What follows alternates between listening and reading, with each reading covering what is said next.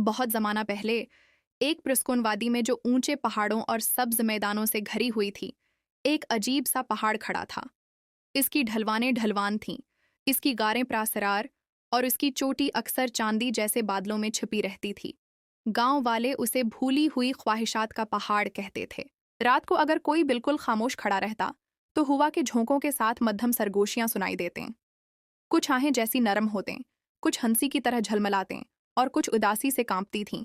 ये लोगों की वो ख्वाहिशात थीं जो कभी उन्होंने दिल से मांगी थीं, मगर वक्त के साथ भला दें। पहाड़ उन ख्वाहिशों को संभाल कर रखता और उन्हें अपनी गारों में जगमगाते सितारों की तरह महफूज कर लेता।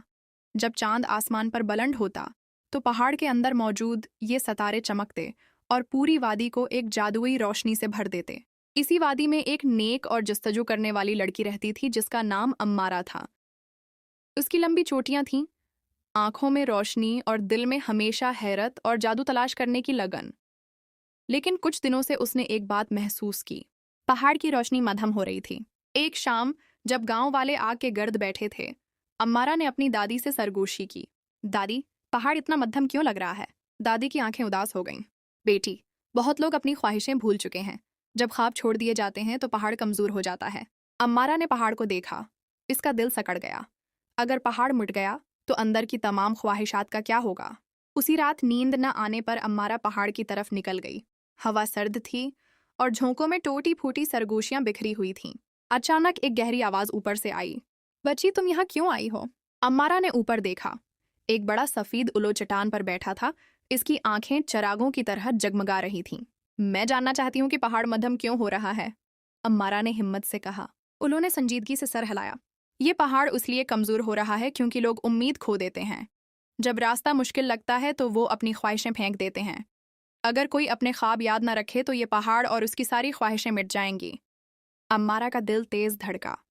तो फिर मैं कैसे मदद कर सकती हूँ? उलो ने अपने पर फैलाए। जा बेटी, लोगों को उनकी भूली हुई ख्वाहिशें याद दिला, उन्हें दोबारा यकीन दिलाओ। यूं अम्मारा ने अपनी मुहिम शुरू की। वो हर घर गई और सबको याद दिलाया। नानबाई से कहा, क्या आपको याद है कि आपने कभी दुनिया घूमने और नई तरकीबें सीखने की ख्वाहिश की थी? वो ख्वाहिश अब भी पहाड़ के अंदर जगमगा रही है। चरवाहे से कहा, क्या आपको याद है कि आपने एक बड़ा बाग लगाने का ख्वाब देखा था? पहाड़ अब भी आपके यकीन का इंतजार कर रहा है। बच्चों से कहा, तुम्हारी हंसी और तुम्हारी ख्वाहिशें ही वो सितारे हैं जो पहाड़ को जिंदा रखते हैं। इन्हें मत भूलो। पहले तो सबने इनकार कर दिया।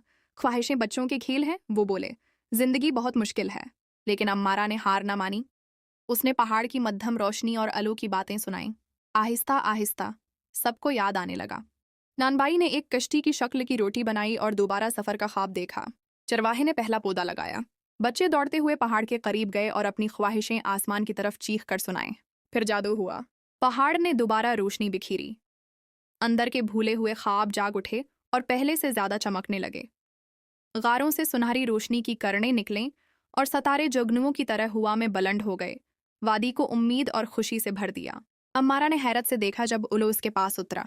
देखा बच्ची, वो बोला, ख्वाहिशें कैद करने के लिए नहीं होते। वो तब तक जिंदा रहती हैं जब तक हम उन पर यकीन रखते हैं। गांव वाले खुशी से झूम उठे। इस दिन के बाद सबने अपने ख्वाबों को संभाल कर रखा।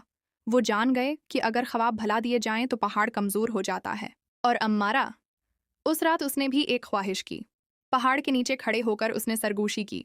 काश कोई ख्वाहिश कभी न भूली जाए। पहाड़ चमका और उसकी गारें पहले से ज्यादा रोशनी बखेरने लगे। सबकी कहानी, अपने ख्वाबों को कभी मत छोड़ो। जब तुम इन पर यकीन रखते हो तो वो दुनिया को रोशन कर देते हैं।